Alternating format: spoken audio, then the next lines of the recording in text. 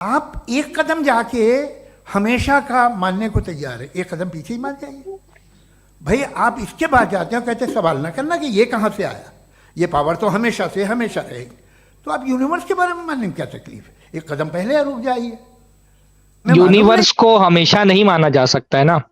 यानी एक जमाने तक के जो फलसफी थे उनका ये मानना था कि यूनिवर्स जो है वो हमेशा से है। आपको फलसफियाना जो बहसें मिलेंगी खासतौर पे मुतज़िला वगैरह ने, उनके यहाँ जो अक़ायद में खराबी आई उसकी बुनियादी वजह यही थी कि एक फलसफियों का गिरोह ऐसा था जो ये कहता था कि आलम भी कदीम है, यानी कायनात भी हमेशा से और हमेशा रहेगी।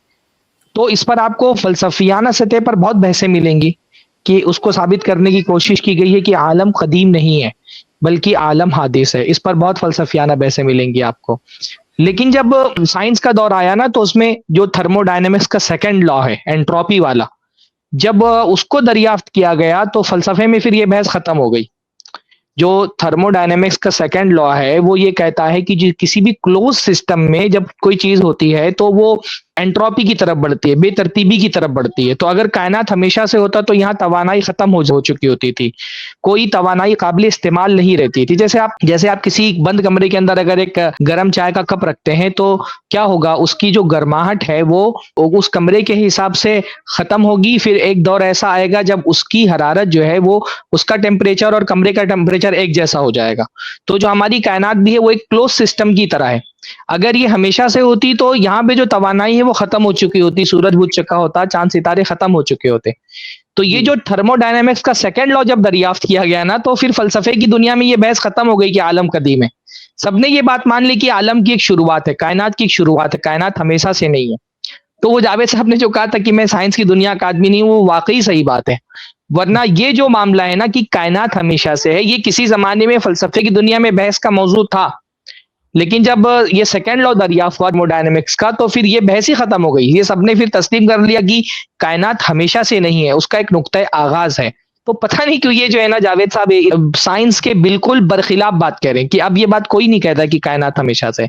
सब इसको तस्लीम करते हैं कि कायनात का एक आगाज है, और अगर कायनात का आगाज नहीं होता, कायनात हमेशा से होती, तो अब तक के ये खत्म हो चुकी होती। ये जो बेतरतीबी की तरफ बढ़ रही है कायनात, जाहिर सी बात है एक जमाना ऐसा आएगा कि एंट्रोपी इतनी फैल जाएगी कि हर तवानाई जो है ना वो काबिल इस्तेमाल नहीं रह जाएगी।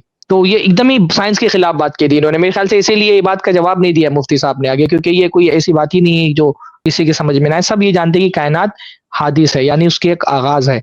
और इसी वजह से हम कहते हैं कि अगर इसका आगाज है तो कोई इरादा रखने वाला, कोई एक जात मौजूद है इरादा रखने वाली, जिसने इसको शुरू किया है, जिसने इसको, जो इसका मौजिद है, जिसने इसका ईजाद किया है। ये मैं कहना चाह रहा था जी। और जो स्टडी स्टेट थ्योरी जो पहले मानी जाती थी 1949 के करीब, जब बिग बैंग थ्योरी पहले बताई गई, तो तभी वो चीज साइंटिफिकली पूरी तरह से डिबंक हो चुकी कि स्टडी स्टेट पहले मानते थे कि यूनिवर्स हमेशा से है। तो ये बात साइंटिफिकली भी साबित हो चुकी है कि बात गलत है। आप जानते हैं कि यूनिवर्स एक्सपांड हो रहा है, एक्सपांड। कई सारे ऐसे सितारे जो आज हमें दिख रहे हैं, लेकिन वो इतना दूर चले जाते हैं कि हवा हम तक नहीं पहुंचती, उनकी रोशनी हम तक नहीं पहुंचती है और दिखाई नहीं देते हैं। यूनिवर्स एक्सपांड हो रहा है। अब जो एक्सपांड हो रहा है उसको रिवर्स मोशन में प्ले करो तो फिर उसका एक बिगनिंग पॉइंट होगा जहां से वो एक्सपांड हुआ। तो ये कहना कि हमेशा से है, ये चीज साइंटिफिकली बिल्कुल गलत है।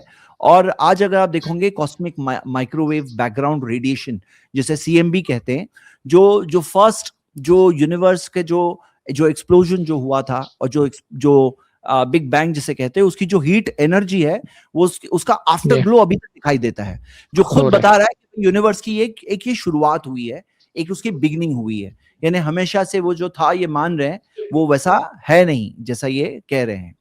जी, साइंटिफिकली बिल्कुल बात गलत है, और लॉजिकली भी ये बात को इंसान समझ सकता है अगर इंसान दिमाग खोल करके सोचे। इस क्लिप की फुल वीडियो देखने के लिए हमारे चैनल पर जरूर आएं। iPlus TV ने एक नया YouTube चैनल शुरू किया है जिसका नाम है iPlus TV इख्तिलाफ का हल। इस चैनल पर सिर्फ इख्तिलाफी मसाइल पर वीडियोस आएगी, लेकिन दलाइल के साथ और भाईचारगी के साथ। आपको मैं दावत देता हूं कि आप भी हमारे इस चैनल को सब्सक्राइब करें, हमारी वीडियोस को शेयर करें और नोटिफिकेशन आइकन को ऑल सेलेक्ट करें ताकि आपको हमारी वीडियोस का नोटिफिकेशन मिल सके। जज़ाकल्लाहु खैर, वस्सलाम अलैकुम रहमतुल्लाह।